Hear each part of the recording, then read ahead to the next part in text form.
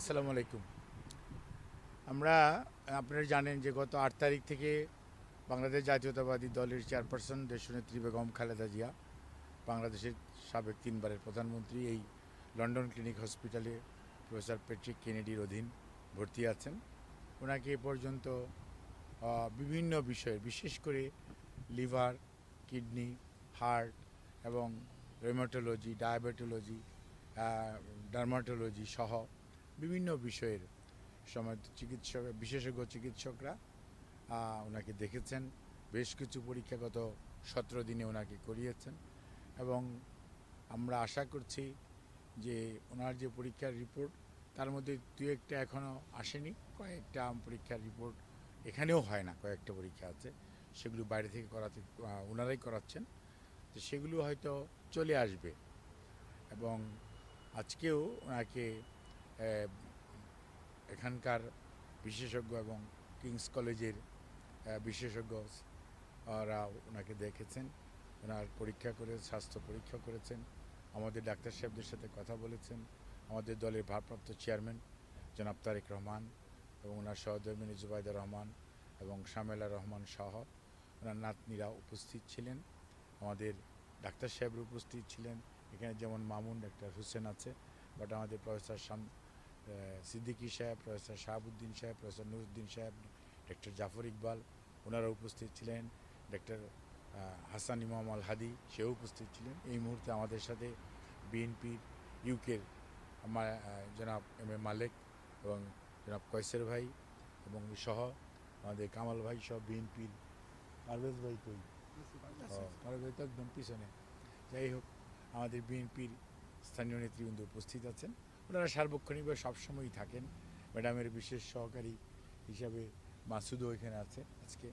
যাই হোক, মানে কথাগুলি বলার অর্থ হচ্ছে যারা আনটায়ারিংলি গত 5 বছর যাবৎ যেমন অনেকেই ম্যাডামের চিকিৎসার জন্য সবসময় লেগে আছেন এবং দেশবাসীর অকুণ্ঠ সমর্থন, দোয়া এবং মোনাজাত এবং বিভিন্নভাবে আল্লাহর কাছে দোয়া চেয়েছেন মানুষ এবং আল্লাহ রাব্বুল আলমিনের অশেষ রহমত।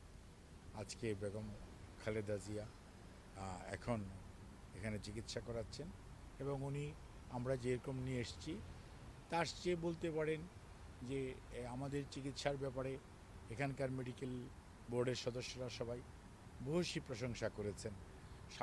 অনেক সীমাবদ্ধতার মাঝেও যে চিকিৎসা আমাদের চিকিৎসকরা এবার কেয়ার হসপিটাল এবং সর্বোপরি শেষে কাতার এয়ার অ্যাম্বুলেন্স যে সহযোগিতা করেছে, সে পরিপ্রেক্ষিতে সবার ভূয়সী প্রশংসা করেছেন এবং উনি এখন সার্বিকভাবে অনেকটা আগের চেয়ে বেটার আছেন। কিন্তু ওনার যে কথাটি আমরা আগেও দেশে বলতাম যে ওনার যে ট্রান্সপ্ল্যান্ট করার বিষয়টা, লিভার এবং অন্যান্য যে জটিলতা আছে, ট্রান্সপ্ল্যান্ট করার বিষয়টার ব্যাপারে এখনও সিদ্ধান্তে আসা যায়নি। কারণ মনে রাখতে হবে, আমি আগেও কয়েকদিন আগেও এখানেও বলেছি, ওনার বয়সটা একটা বিবেচ্য বিষয়। ওনার লিভার ডিজিজ, কারণ উনি জেলখানায় যখন ছিলেন একাকিত্ব এবং বলতে গেলে যে চিকিৎসা ওনার প্রয়োজন ছিল সেই চিকিৎসা থেকে ওনাকে বঞ্চিত করা হয়েছে। আর দীর্ঘ সময় আটকিয়ে রাখার কারণে যে সময় ওনার বিদেশে নিয়ে আসলে হয়তো আরও দ্রুত সুস্থ হওয়ার সম্ভাবনা ছিল, সেটি কিন্তু অনেকটাই আপনার আজকে এই সময়ে এসে আমরা চিকিৎসকদের বক্তব্য হচ্ছে হয়তো আগে হলে নতুন চিন্তা ভাবনা করা যেত।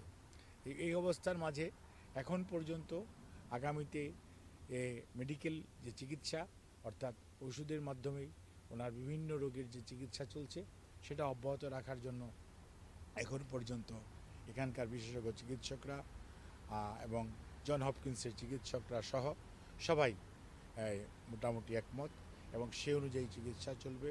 এবং এই চিকিৎসা চলা অবস্থায় ওনার শারীরিক অবস্থার উপর ভিত্তি করেই পরবর্তীতে এবং যে সকল পরীক্ষার রিপোর্টগুলো এখনও আসে নাই সেগুলো আসা সাপেক্ষে কয়েকদিনের মধ্যে হয়তো চলে আসবে। কয়েকটা এখান থেকে বাইরেও পাঠানো হয়েছে, কাজেই সেগুলো সব নিয়ে পরবর্তীতে সিদ্ধান্ত গৃহীত হবে। আপনারা দের মাধ্যমে আমরা দেশবাসীর কাছে ওনার এই সুস্থতা যাতে অব্যাহত থাকে এবং সেই জন্য আল্লাহর কাছে দোয়া, উনি এবং ওনার পরিবারের পক্ষ থেকে, বিশেষ করে আমাদের ভারপ্রাপ্ত চেয়ারম্যান এবং ম্যাডাম নিজে আপনাদেরকে যেমন ধন্যবাদ জানিয়েছেন, আপনাদের মাধ্যমে দেশবাসী এবং সকল মানুষের কাছে ওনার সুস্থতার জন্য দোয়া চেয়েছেন। ধন্যবাদ। আচ্ছা, আমরা আমাদের